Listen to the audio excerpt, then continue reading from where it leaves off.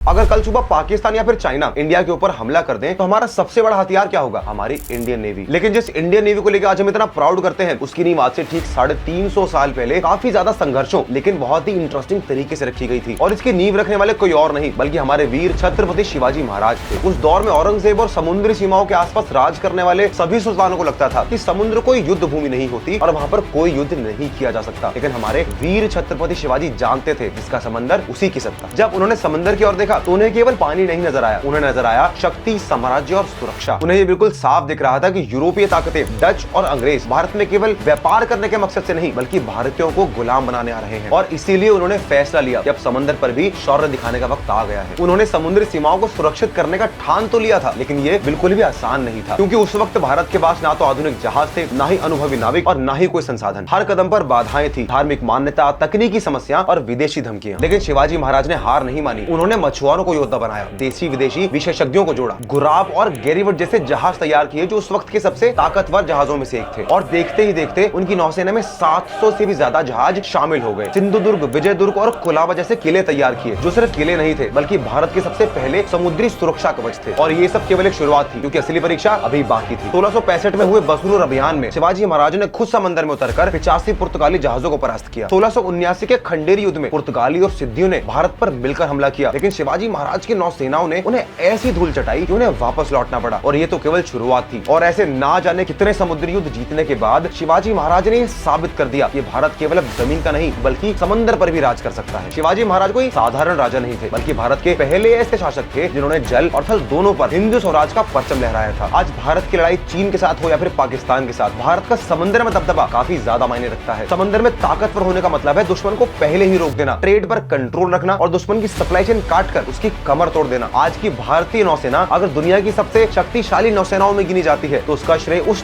दूरदृष्टि को जाता है जिसे छत्रपति शिवाजी महाराज ने सदियों पहले देख लिया था। और इसीलिए शिवाजी महाराज को हम फादर ऑफ इंडियन नेवी कहते हैं। अगर आपको हमारे हिस्टोरिकल स्टोरीज पसंद आए तो हमारे चैनल अनटोल्ड बाई को सब्सक्राइब या फॉलो जरूर करें।